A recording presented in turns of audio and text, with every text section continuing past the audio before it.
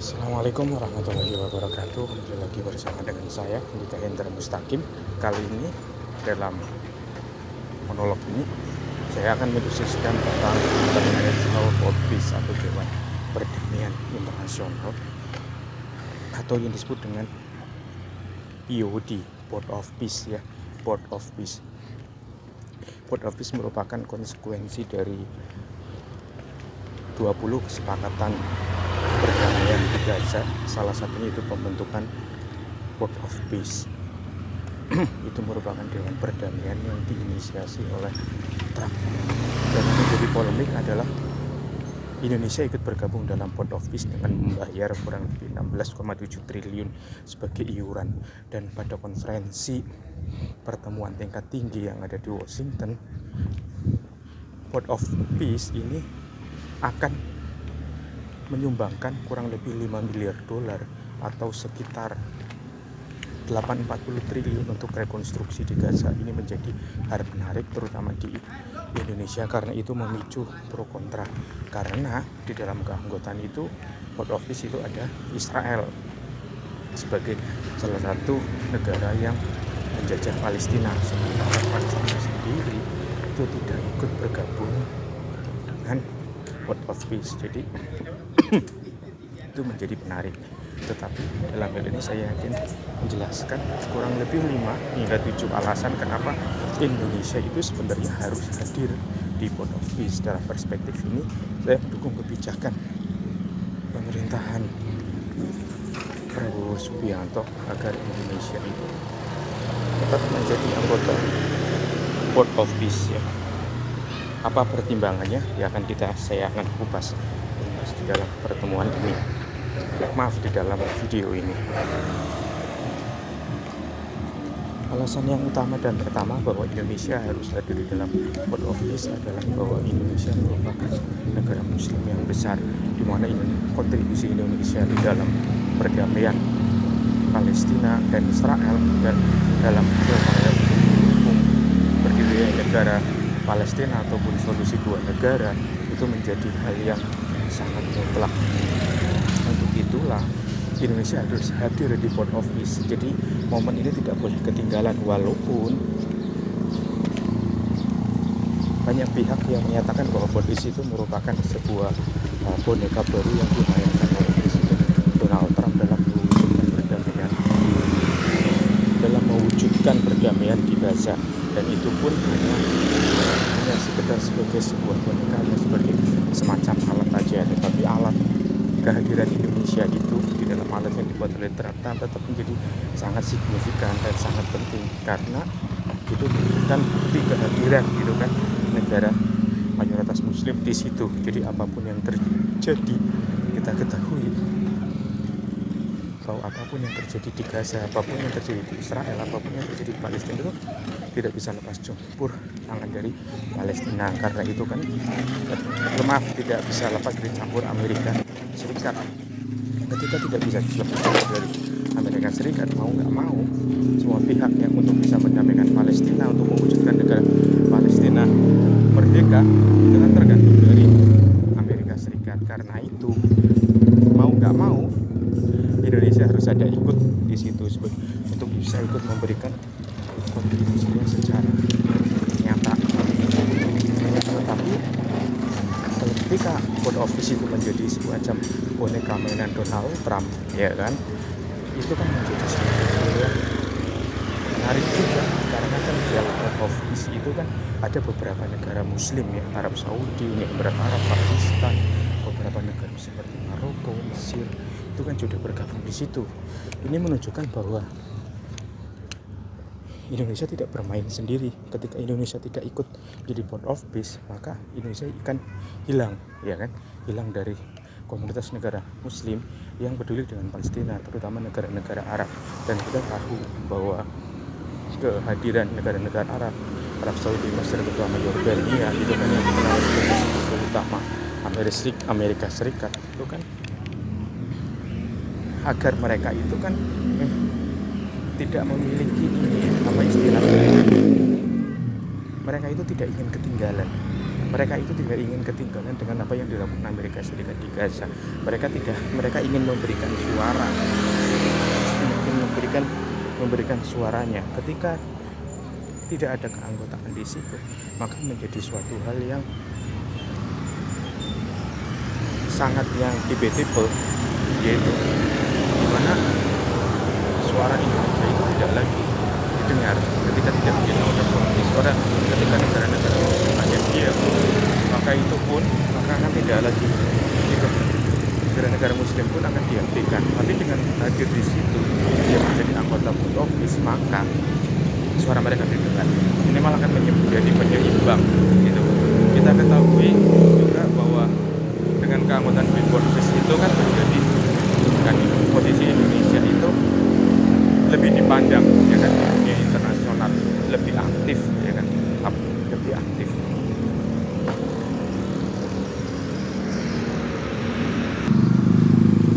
Kemudian dengan menjadikan Indonesia itu menjadi posisinya lebih aktif di Board of Peace, maka posisi geopolitik Indonesia pun akan meningkat. Apalagi kalau saya melihat Indonesia itu salah satu-satunya negara di Asia Tenggara yang juga ikut dalam Board of Peace, ya, dan sangat aktif. Dan ini kan menunjukkan dampak lebih lanjut, dampak lebih baik. Dampaknya akan makin besar dalam jaringan networking dalam pergaulan internasional. Apakah itu networking itu penting? Jelas networking itu sangat penting, karena kehadiran pemimpin Indonesia di berbagai ajang internasional itu menunjukkan kehadiran negara Indonesia itu bukan negara yang mati, bukan negara yang diam, tetapi negara yang aktif. Selanjutnya itu ketika kita melihat Board of Peace nomor 2, ya, alasannya nomor 2 itu apakah mungkin gitu kan perdamaian itu akan terwujud? Ya, itu memang kalau dalam perspektif itu akan sangat sulit, ya. Apakah kontribusi berdamaian, tapi kontribusi berdamaian itu minimal itu dengan bentuk wujud bahwa Indonesia hadir di Board of Peace. Tetapi upaya untuk mewujudkan perdamaian itu adalah upaya untuk menyuruhkan, ya kan? Ketika upaya menyuruhkan itu dilakukan secara terus menerus, kan, itu akan menggunakan dunia internasional tentang arti penting perdamaian. Jadi saya garis bawahi bahwa alasan utama dan pertama Indonesia yang belum adalah harus hadir di sana di Board of Peace. Jadi ada presence, jadi unsur faktor hadir. Ketika kehadiran itu bisa ditunjukkan dalam kontribusi lainnya, sumbang dana dan lain sebagainya, tentu itu adalah suatu kontribusi yang bisa menjadi hal yang positif. International Board Peace adalah forum internasional, ya kan? International Board Peace itu merupakan forum internasional, di mana forum internasional yang berkaitan gagasan dalam upaya untuk menyuruhkan bahwa Indonesia itu selalu konsisten berjuang, ya kan, untuk memperjuangkan Palestina, untuk memperjuangkan kemerdekaan Palestina, untuk memperjuangkan solusi dua negara. Dan solusi tersebut itu kan solusi dua negara tersebut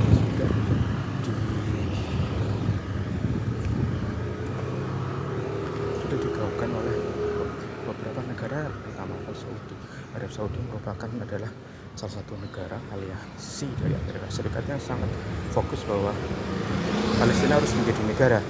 Kenapa Palestina itu harus menjadi negara? Karena dengan menjadi negara, maka Palestina itu bisa menjadi pemerintahan yang legitimate. Palestina bisa memiliki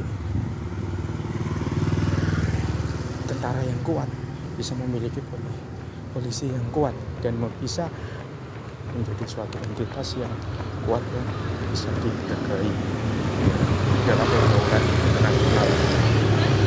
Dan selama ini kondisi Palestina itu kan selalu dihalangi kan status keluarga, status negaranya oleh Amerika Serikat sebagai pendukung utama Israel, dengan terus berkontribusi untuk menyuarakan arti kehadiran negara Palestina itu akan terus berkembang gitu.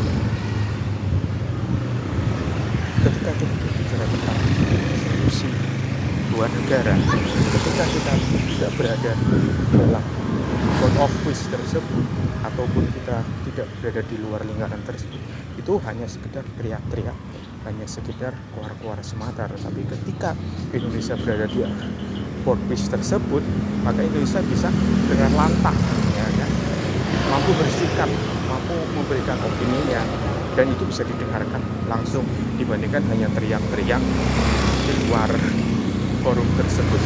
Ini dalam perspektif saya ya. Jadi ketika komunikasi gitu kan, ketika kita melihat di dalam komunikasi internasional, komunikasi politik, ketika seseorang berjabat tangan gitu kan, kemudian dia mengucapkan salam, berjabat tangan secara langsung dan dia mengucapkan salam, itu akan lebih efektif, akan lebih manjur gitu kan, akan lebih terasa dibandingkan ketika seseorang yang hanya menelpon ataupun hanya berkeluar-keluar semata di media sosial dengan mengucapkan salam, itu dia akan terasa seperti itu kalau menurut pandangan saya gitu kan. Karena itulah ya, mewujudkan solusi dua negara itu seharusnya itu bisa diwujudkan dengan upaya terus membangun Court of Peace, walaupun itu kelihatannya agak mustahil, tetapi kan namanya ikhtiar ataupun segala cara diplomasi itu kan harus tetap ditempuh, harus tetap didorong dan tetap dilaksanakan. Selanjutnya solusi yang kedua adalah bagaimana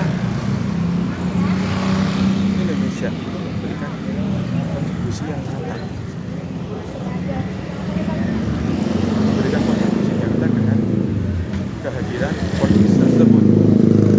Kehadiran nyatanya itu bentuknya seperti apa? Kehadiran nyatanya bukan hanya sekedar iuran 16 triliun semata, ya kan?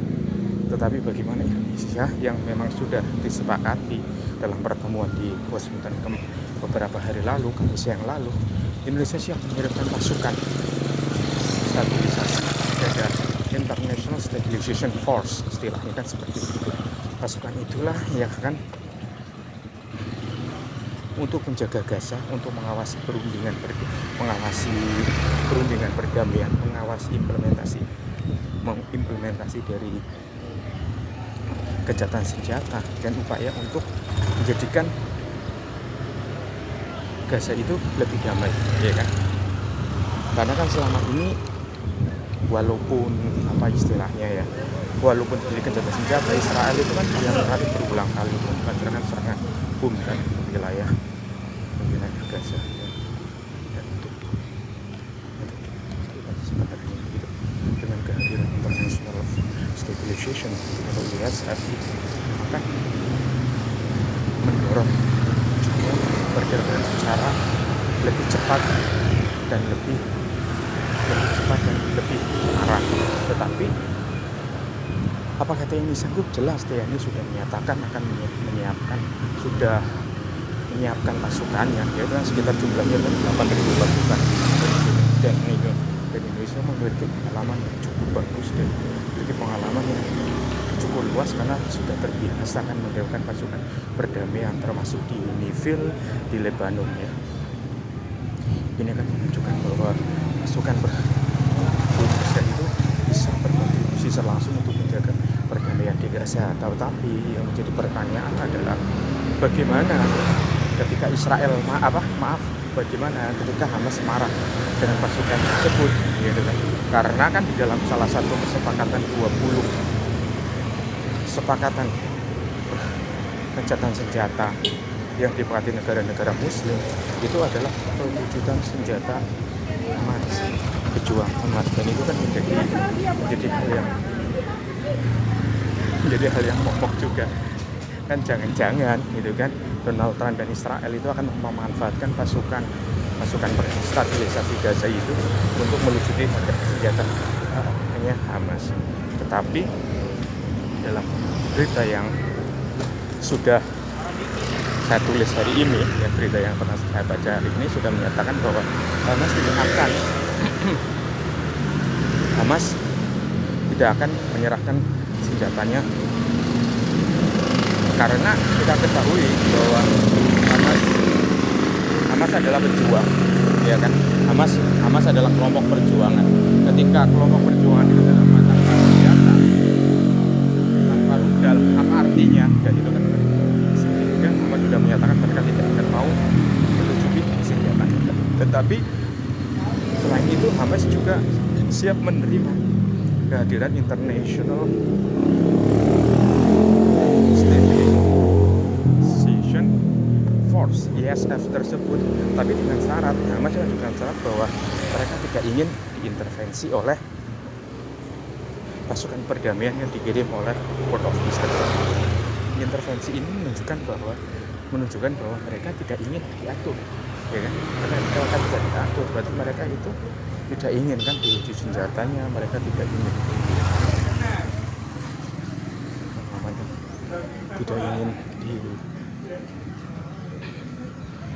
ditekan, tidak ingin didikte, dan ini menjadi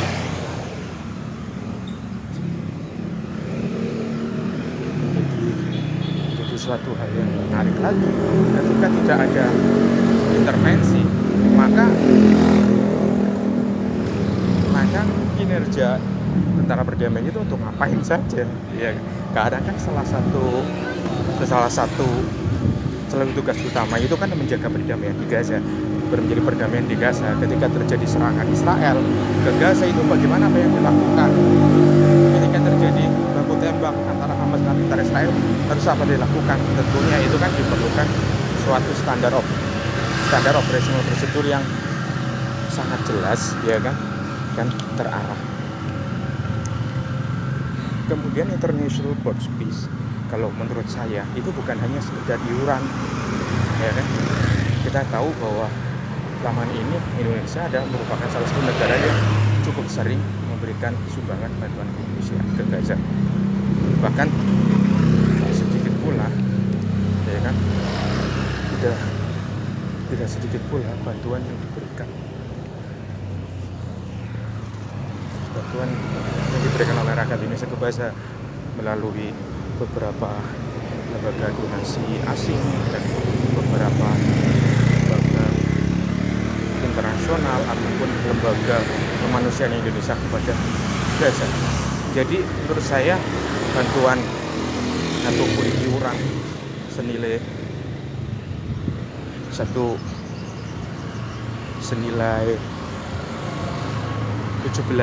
triliun itu sebenarnya tidak menjadi suatu hal yang besar ketika kita berkontribusi untuk Gaza dan kontribusi untuk Palestina, walaupun itu kan dibilang kita sedang melakukan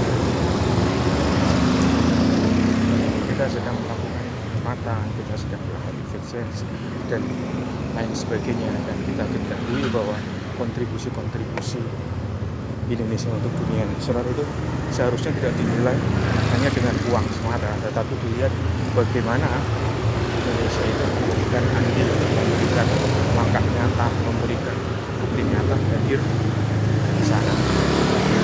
Sekian saja bagaimana pendapat saya mengenai World Office-nya Donald Trump yang menjadi polemik dalam kebijakan luar negeri Indonesia. Sekian dan terima kasih. Wassalamualaikum warahmatullahi wabarakatuh.